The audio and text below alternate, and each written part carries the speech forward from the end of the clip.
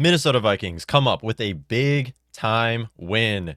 As 2-point underdogs in this game, the Minnesota Vikings have now won 2 straight, beating the Green Bay Packers at home 34-31. 34-31. Good game again by the Minnesota Vikings and Packers. Best game I've seen of the season. I'm a little bit biased there, but best game I've seen of the season so far. Vikings progressed to 5-5 on the season. 5-5, a 500 team now. Very comfortable with that right now, considering the Vikings were looking bad in the first half of the season. Packers fall to 8-3. Not only did the Vikings just beat the Green Bay Packers, the arch rival, at home as underdogs, now we're in the playoff picture. Not only did we just beat the Green Bay Packers, but the Green Bay Packers are no longer the #1 seed in the NFC, as the Arizona Cardinals took that title, and hopefully they can stay there because we don't want the Packers to be at home in the playoffs in January weather and have a bye week. Minnesota Vikings are now in the playoff picture. Packers fall to 8-3, are now 2-1 in the division. 2-1 with that one loss being to the Minnesota Vikings. The Vikings are 2-0 in the division. So the division is a two-team race right now with the Packers and Vikings. Packers have a significant lead right now in the NFC North, but it is still up for grabs because next week we'll play the 49ers. Next week the Packers play the Rams. Then we're going to talk about if the Vikings can win the division, depending on how week 12 looks like. But it feels so good.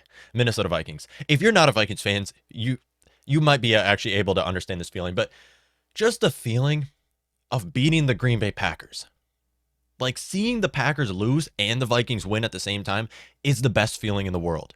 And this last weekend, not only in Minnesota Vikings, my Gophers also won. My Gophers won. My Timberwolves won. The Timberwolves beat the Grizzlies. So just an excellent weekend. If just our Minnesota United Loons won in their playoff game, that would put the icing on the cake. But as a whole, just a great weekend for Minnesota sports, and it feels so good. And I haven't been on this much of a win high by the Minnesota Vikings in a long time. Vikings beating the Chargers might have been a very good win by the Vikings, but Vikings beating the Packers, it just feels good. And it feels good every year that we've beat the Packers. Vikings have split with the Packers the past few seasons, and right now, out of the last 5 years, I believe it's 6-4-1 now against the Packers. So Vikings have outperformed the Packers in the last 5 years, and it just feels so good right now. Minnesota Vikings are now in the playoff picture as a 6th seed, tied with both the 49ers and Saints. And we play the 49ers next week, so you already know how that's going to go down. We're going to play the 49ers next week. We're both tied at 5-5. Saints are also tied at 5-5 and will play on Thursday Night Football. So, again, if you're a Vikings fan, I don't have to tell you to cheer against the Saints. But again, cheer against the Saints on Thanksgiving. Anyways, now, getting to recap this game. Justin Jefferson, have a day. Okay, Minnesota Vikings, Clint Kubiak did everything right. He did everything right in this game, and you love to see it. I said going up in this game, I said, do not revolve around the run. I understand Dalvin Cook is a great running back. I understand Dalvin Cook can make big plays, and the last couple times we played the Packers, Dalvin Cook had a day. We are not the 2020 Vikings. We are not the 2019 Vikings. We are the 2021 Vikings, where we revolve around the pass game that has Justin Jefferson and Adam Thielen. Justin Jefferson in the first quarter had 3 receptions for 104 yards. Let me actually restate that a little bit more clear to get that across. In the first quarter, Justin Jefferson had 3 receptions. 3 for 104 yards. 104 in the first quarter with 3 receptions. Didn't have any in the second quarter, and I'm totally fine with that. I was fine with the Vikings using him as a decoy in the second quarter because they still looked good, even though they didn't target him in the second quarter. But just have a day, Justin Jefferson. In the first quarter, Greg Joseph made a 51-yard field goal set up by Justin Jefferson. Mason Crosby made a 54-yard field goal. Dalvin Cook had a 1-yard rushing touchdown. All set up from Justin Jefferson. Just have a day. And in the second quarter, again, Thielen got his weekly touchdown. Thielen is back. I mean, just have a day, Vikings offense. Just have a day, Vikings offense. And when I say Vikings offense, I'm talking about Justin Jefferson. Justin Jefferson is on his second year in the NFL. Wide receivers typically play around 10 years. Assuming Jefferson plays with the team, gets another contract with the Vikings, we have another 8 years of dominance with this guy. Another 8 years of his prime. It's his second year. Vikings look great when you target Justin Jefferson. Vikings going into the halftime, we're up by 6. We are never comfortable with a lead at half. We aren't, because typically in the third quarter, you see a lot of run, pass, punt. Run, pass, punt. Every drive the Vikings have, This was a completely different story, as Clint Kubiak is finally the aggressive offensive play caller he should have been all season so far. He finally has hit it. He wrote down his notes. Target Justin Jefferson equals win. And it happened the last 2 weeks. And I said after the Chargers game, I said Justin Jefferson had a great day against the Chargers game and was the biggest factor on the Vikings winning that game. That's not even going to be top 20 of his best games of his career. That's how talented of a wide receiver we have on our roster right now. Justin Jefferson, JJ Jettis, is elite, and he is top 5 in the NFL right now. Top 5 in the NFL right now, and he's on his second year. Second year. In fact, I don't even know if I can name 4 receivers in the league better than him right now that are playing better than him. I mean, Devontae Adams, maybe. Cooper Kupp, if you're on a high Cooper Kupp right now. Deebo Samuel, DeAndre Hopkins, maybe. I mean, Tyreek Hill, possibly. Stephon Diggs. Like, there's receivers who have the bigger name, but Justin Jefferson so far this season has been even top 3 in the NFL. This man is elite, and we have to continue to revolve our offense around him, because this is the result that you get when you revolve your offense around Justin Jefferson, when you revolve your offense around Kirk Cousins and the pass game. When you put the ball into Kirk Cousins' hands, this is the result that you get. Oh, yeah, and you still have Dalvin Cook on your roster. Yeah, just remind defenses, when defenses are designed to stop Justin Jefferson, when defenses are designed to stop Adam Thielen, you still got JJ on the roster, and you can get some plays with that. I mean, you still got Dalvin Cook on the roster, and you can make some plays with that. He came through in the fourth quarter, had a great fourth quarter. As a matter of fact, had an excellent fourth quarter, and it was back and forth all game long with the Minnesota Vikings. Great day. Great day by this Vikings offense. And this is the Vikings offense we should have seen all season. If we bring this offense against the Packers, because we are a hot team in the NFL. Minnesota Vikings are one of the hottest teams in the NFL right now. After beating the Chargers and Packers, 2 playoff teams, not only are the Packers a playoff team, but they are a Super Bowl contending team. Got a little runny nose right now. They're a Super Bowl contending team. We beat 2 Super Bowl contending teams, playoff teams back to back. Minnesota Vikings are red hot in the NFL. We might be 5-5, but we are the best 5-5 team in history. Minnesota Vikings offense is elite. And let's take a look at these stats, because the Vikings offense, not only did Jefferson have a great day, everybody had a great day. Kirk Cousins, 68 completion percentage, 341 passing yards, 3 passing touchdowns, and 128.4 QBR. Or, sorry, passer rating. So right there, Kirk Cousins, it looks like best game of his season so far, had a great day. Kirk Cousins did throw a couple bad passes. We got very lucky on that roughing the passer that the Packers defense had, because that would have been an interception, his 3rd of the season. Also, I think it was Darnell Savage didn't get the completion. Also another interception that could have been an interception. Both those could have been game-changing plays, and the Packers could have won on either one of those interceptions that they had. But as a whole, Kirk Cousins just have a day. I mean, come on. Kirk Cousins just played amazing, and we have to give some credit to this Vikings offensive line as well, because the Vikings offensive line did an okay job. Oli Udoh didn't have a penalty in this game. Is this Vikings opposite day? It must be, with how this Vikings team looked. Justin Jefferson, 10 targets, 8 receptions for 169 yards. That averages to 21 yards per reception. Amazing after the catch. Just an absolute powerhouse of a wide receiver right there. And the Vikings offense as a whole, with 2 receiving touchdowns. Adam Thielen had 10 targets. So yes, Thielen had 10 targets for 8 receptions in this game as well. Thing is a little bit different with him. He had 82 receiving yards with a touchdown. Dalvin Cook still had a great day. 25 total touches, 115 scrimmage yards, 3.9 yards per carry, a touchdown, and a 2-point conversion. I mean, this is our Vikings offensive trio right now. Justin Jefferson, Adam Thielen, Dalvin Cook might make the best Minnesota Vikings offensive trio I have seen in my time. This might be the best offensive trio.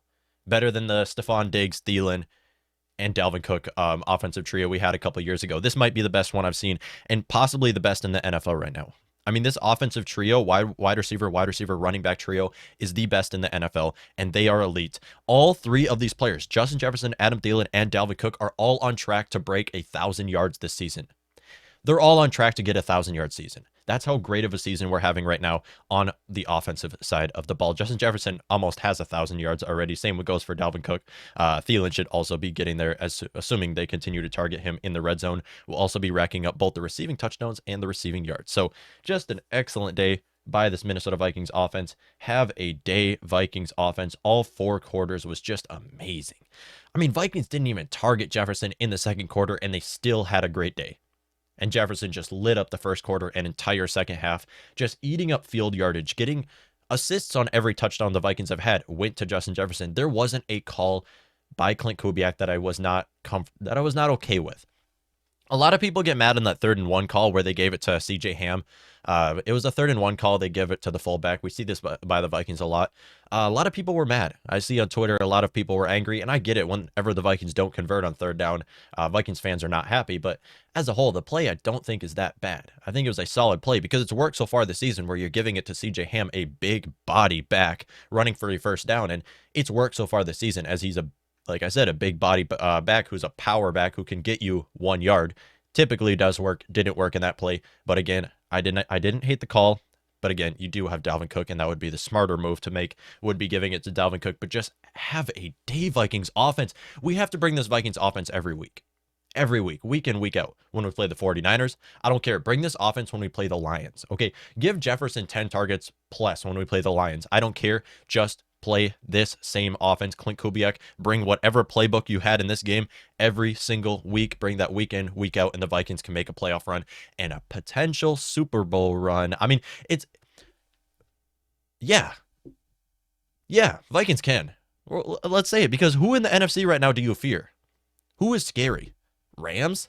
Rams just got exposed the last 2 weeks. They don't look that scary in the NFC. I mean, Buccaneers, Tom Brady in the playoffs? Maybe. But again, they're still going to have to go on the road in the playoffs, assuming they win their division and are a 4th seed.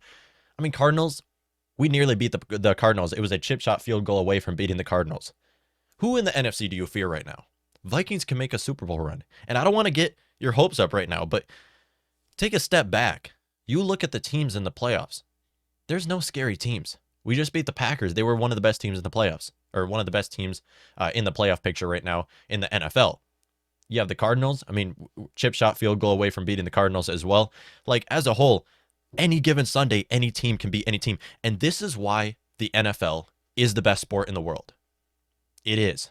Because any week, any team can beat any team. You are one and done. And this is why I love football. It's so much better than baseball. So much better. I mean, with the salary cap and everything, it's just no matter what team it is, they can win. I mean, the Lions almost just beat the Browns. The Lions nearly beat the Browns.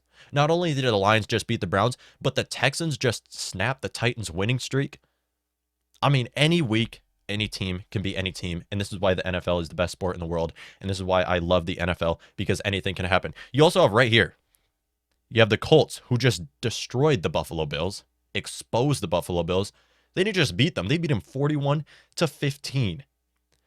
And the Houston Texans beating the Colts, snapping the Titans winning streak. Just a lot of upsets yesterday. You also had the Eagles beating the Saints.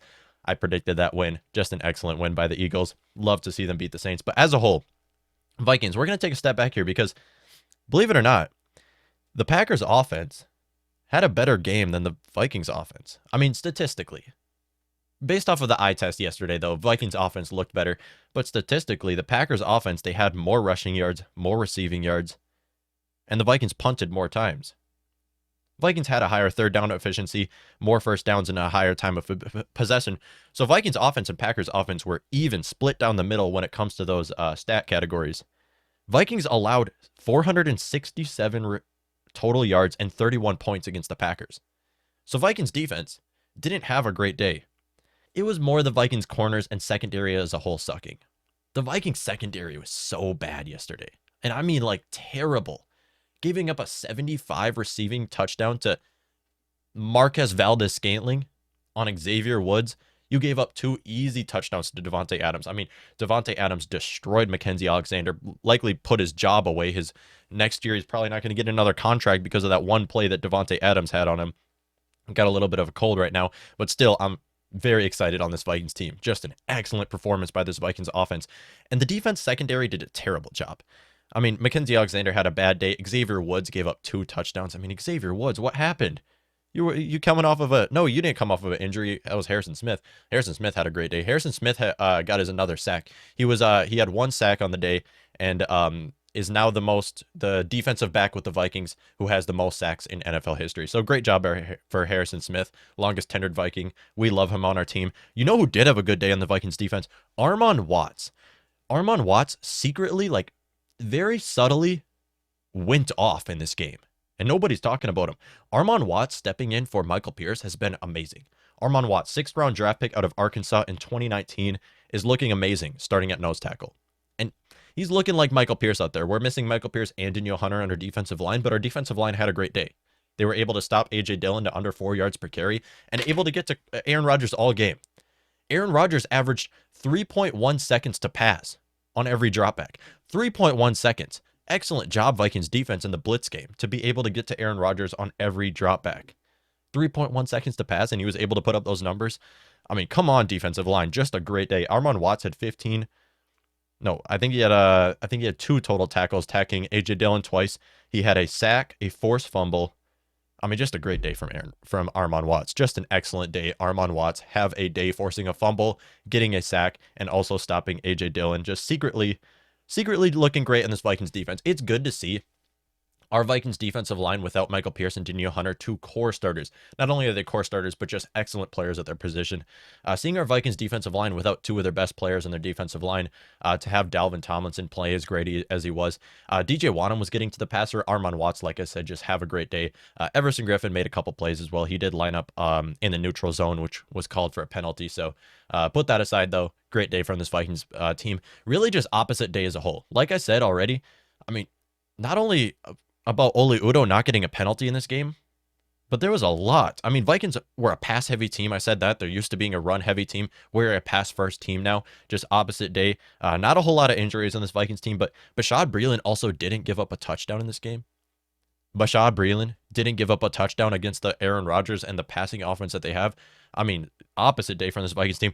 Greg Joseph making a game-winning field goal. A Vikings kicker making a game-winning field goal. I mean, just total opposite day from this Vikings team. The only thing that wasn't opposite was that it once again came down to the wire. It's every week that the Vikings are getting my heart pumping, getting my stress up, coming it down to the wire in every single week. But again, I'm so happy. I'm just so happy with this Vikings team. Like, it feels so good. There's no better feeling. Like, maybe winning the playoffs. Take away beating the Saints in the playoffs. The second best feeling is just beating the Packers.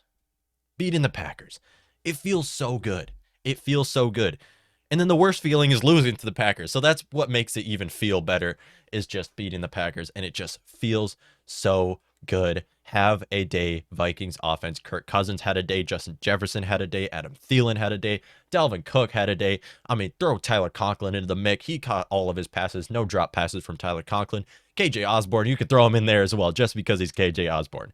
But again, Vikings player of the game, undoubtedly. Why the Vikings won, the biggest reason why the Vikings won, Justin Jefferson for the second straight week is the Vikings player of the game. 10 targets, 8 receptions, 169 yards, 21 yards per reception with 2 receiving touchdowns. Great day from Justin Jefferson and a great day from this Vikings offense.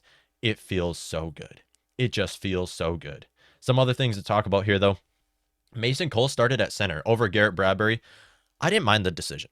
I mean, Garrett Bradbury, he might be an 18th overall pick, but Mason Cole had played better this season so far. Yeah, we got ahead of ourselves on Mason Cole. He had a terrible day at center. Bring Bradbury back. Just play him at center next week. Vikings offensive line did okay. I mean, Christian Darrisaw gave up a sack, and that was the second sack of the season that he gave up. He's a rookie. You got to cut him some slack there. Oli Udoh had a solid day. Brian O'Neill had a great day. Ezra Cleveland had a good day. Really, when you're not talking about the offensive line, they had a good day. And as a whole, the Vikings O-line did great. Vikings offense as a whole played amazing. And it's going to be interesting. We didn't play the best Packers team, though. We didn't. I mean, they missed Aaron Rodgers missed in the first half, was not playing very well. He missed his target a few times. They were without Jair Alexander. They were without Zadarius Smith. They were without Aaron Jones. I mean, the announcers made it very clear that they were without Aaron Jones all game long. Some core starters there. David Bakhtiari, they were missing him as well. So they were missing a lot of core starters. I mean, we were too, but when you look at it side by side, Packers were had injuries were ruining them the most in this game. Actually, per Adam Schefter, hold on, I'm going to pull this up because I just got a tweet from Adam Schefter. Okay, Packers offensive lineman, guard, you saw him go down in yesterday's game. Elton Jenkins suffered a season-ending ACL, so tough loss for the Packers offensive line. Now, I don't get excited about injuries. I don't care who the team is, whether that's the Packers. I'm not going to get excited about injuries. I hate them. Tough to see him get injured. They also were without David Bakhtiari. So like I said, just Like I said, that perfect timing. Packers were without a lot of their first team. We were technically playing their second team O-line by the end of the game with Elton Jenkins out, with David Bakhtiari out. I'm missing a couple more names there. Packers will be sure to remind me of that if there is any Packers fans watching this. But as a whole, Vikings here, this Vikings offense looks amazing. And the Vikings defense is able to come up with some big time plays as well. And you love to see it. Our defensive coaching staff, Andre Patterson, big credit to him. Credit to Mike Zimmer. I mean, I didn't think I was going to be saying this, but credit to Mike Zimmer when it comes to this defensive scheme, because his defensive scheme has worked this season. Given the fact that we're without Danielle Hunter, one of the best defensive players in the NFL, he's been able to get to the passer with ease. Aaron Rodgers averaging 3.1 seconds per drop back. So great performance from this Vikings defense, and we're going to credit our majority of the credit goes to our defensive coaching staff here, but just being able to get to the passer with and without blitzing all game, great performance. Next game, the Minnesota Vikings have a big one. You think this was a big game? Next week, the Minnesota Vikings will go to San Francisco to take on the 49ers. Both teams are 5-5 right now, playing for that wild card spot. Whoever wins this game will be in the playoff picture, and whoever loses likely out, depending on what happens to the Saints. But this will be a Sunday game, 3:25 Central Time on Fox, and we'll preview this matchup on the upcoming Morning Kickoff episode this Thursday. So I hope you all do tune into that. Minnesota Vikings come up with a huge win, and it feels good. How do we feel, Vikings fans? How do we feel, Vikings fans? Have a great day.